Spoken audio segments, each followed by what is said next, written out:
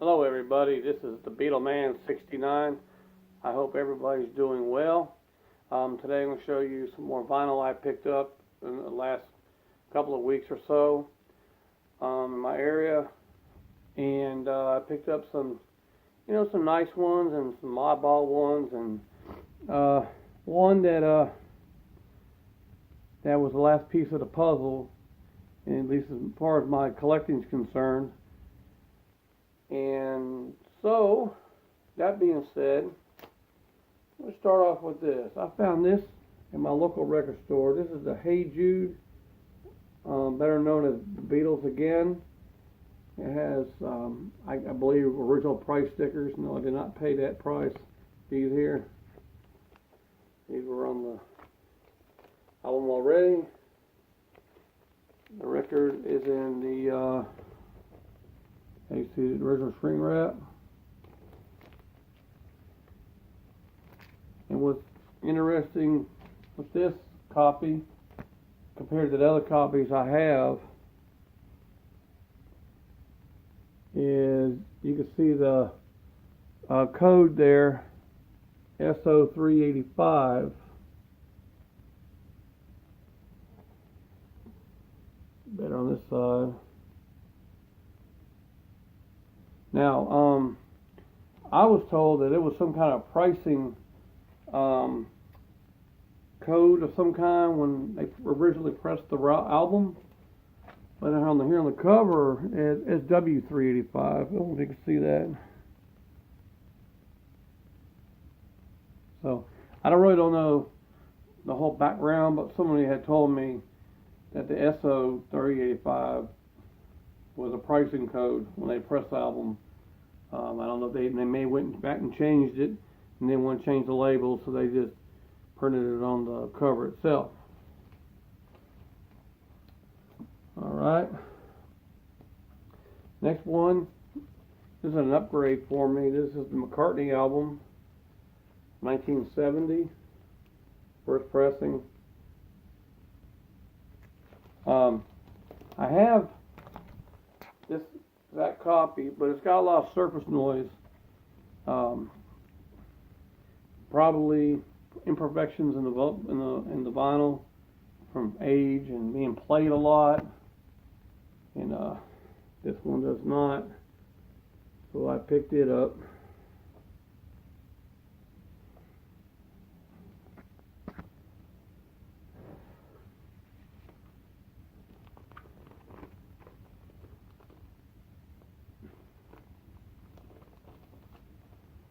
All right. Next one here. This is a mono, the 180 gram mono remaster. Found that local thrift store in near mint condition. I was glad to find this because I'm trying to collect all the mono 180 grams. Next one. With the Beatles, 180 gram mono remaster.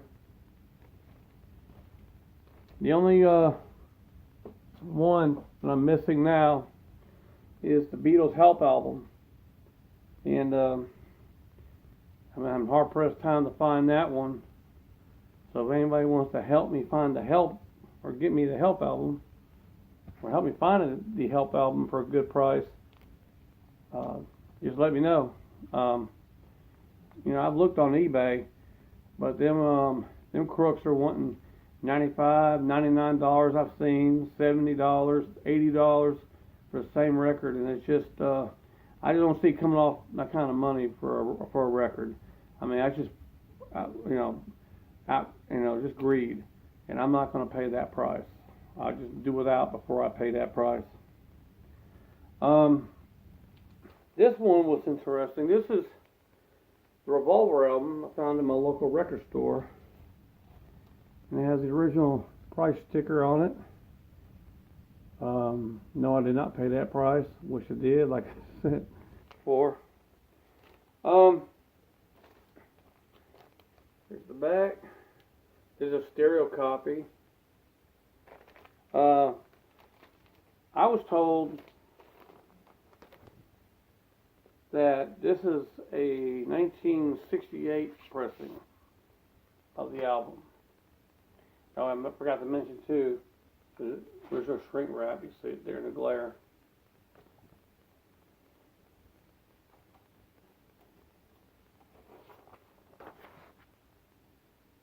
And here's the label. It's obviously a 60s pressing because of the capitals and that capital logo has that light blue background. But somebody on Facebook was telling me in the perimeter text it says manufactured by Capitol Records, subsidiary of Capitol Industries Incorporated USA. They said this was a 68 pressing because of that perimeter text. They said that this album is not that common, and the album is really great shape.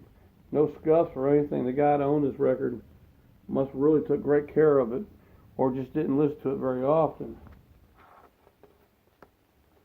And I know that when Capitol took off the 3 Lennon tracks originally in '66, or didn't put them on here, they put them on the Yesterday and Today. You know, it really took away from the, from the flow of the album. But anyway, that was a pretty interesting copy to have. This one here, yeah, I said that too. Ain't no title, no pictures, nothing. But it's a Get Back bootleg.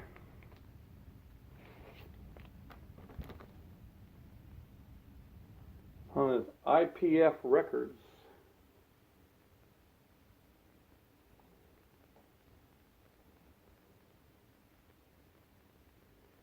And the tracks on it, I've Got a Feeling, Let It Be, Don't Let Me Down, Sweet, and Lovely Girl, which I've never heard of. Get Back, When You Walk, and then outside it says Christmas Message. And it has Peace Message, Get Back, outside it, Teddy Boy, On Our Way Home, and All I Want Is You, which was probably Dick a Pony, no doubt. But the record store I bought it from up in Noonan, Georgia, they had like a record player where you could listen to the record, preview it a little bit. And I put this on, see what the sound quality would be like, because you got to be careful with some bootlegs. Sound quality would be pretty pathetic, but pretty decent sound quality. And I just previewed a couple of the tracks, so I went and got it. But I ain't never seen a bootleg just have no pictures, no title, nothing.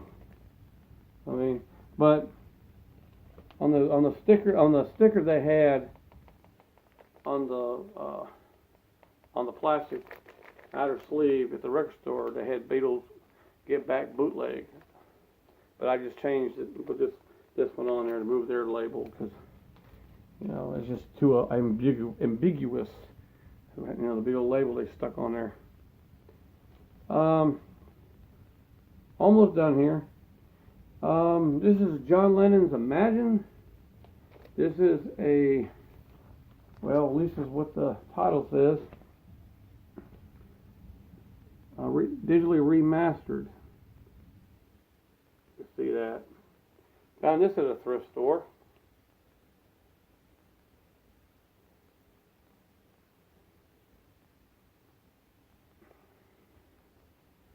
And outer sleeve, you don't have the cutout for the label.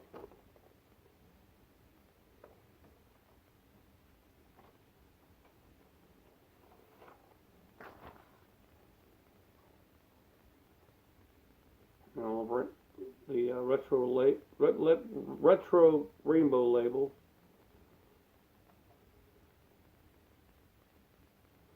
Now, somebody on Facebook, because I posted on there, some background information about it, how well it sounded and when it was released. I know it's the '80s, but when but somebody has said it was released between '83 and '87. What somebody had told me. I didn't know this record even existed like this. But then somebody else was saying that it's not really digitally remastered, but listening to it, I kind of beg to differ with them. The sound quality is a lot better than the first pressing. It just sounds good. It may, then again, it may be an early attempt at it, but I mean, they wouldn't lie. They printed it on the cover, so it's got to be some, validity to it. So, but it does sound good though. Okay, I got one more. Yesterday when I was coming back from Noonan, Georgia, like about an hour from here, hour and a half, not quite an hour and a half, about an hour and 15 minutes. I stopped at one of my thrift stores, well, not my thrift store, but the one I go to, about 15 minutes from where I live, and just to see what kind of albums he has out there, because the guy, not only does he have a record room, I guess you could say, at the thrift store near where I live. He's got one up there in Opelika, about 15 minutes from here. And thought I was on my way home, so I thought I'd stop there against my wife's wishes, because she didn't want to stop there. She wanted to go home, because she's with me. But I went in there, and he's got like a little record shelving thing. Mainly keeps the Beatle stuff kind of pretty much separated from the rest of everything else, because he knows a lot of this stuff sells. And I happened to look down toward the bottom of the shelf, and this was sitting there. This is a mono first pressing of Revolver. And I know, American version of Revolver is not, I mean, it does, I won't say it sucks, but, with the 3 Lennon tracks taken off of and not included on it, that it just kind of takes away from the album. And I understand that. But that being said, this is the last piece of the puzzle, if you will, or the last Beatles American album that I needed. So this to me was a nice find. The only little complaint I got, and it is what it is. Whoever owned it, I guess it originally put their name on here, as you can see. But back then they did stuff like that. Shame on them. At least this particular record, whoever owned it originally didn't stomp on it. After the John Lennon anti-religious remarks he made. But hey, there were worse things going on in the '60s besides John Lennon making an anti-Christian remark.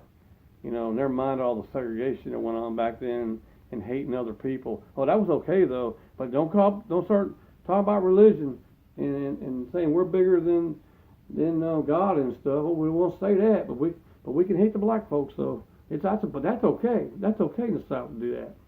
Sorry, I didn't mean to get on a tangent. But that does irritate me when I look back and see that. Hypocrites they are. Or were, should I say. But anyway, I'm sorry I'm getting on the tangent. But anyway, here's the original sleeve.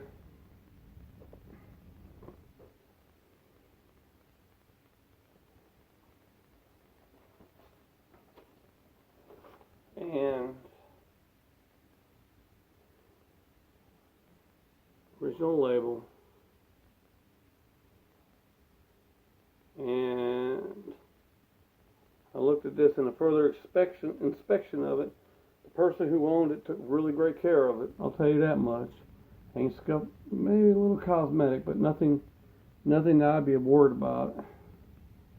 But whoever owned it wrote Tribble on here. You can see in the outer band there. But that's minor. At least they didn't scribble all over the label. hate when they do stuff like that. But I'm glad they didn't this time. So, this is the last album I was lacking to get all the American albums.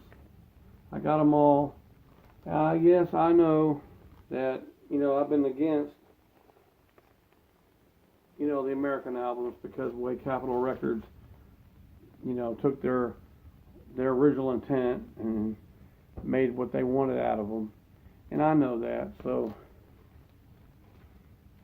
But, it's part of Beatle history. Now I got them all. So,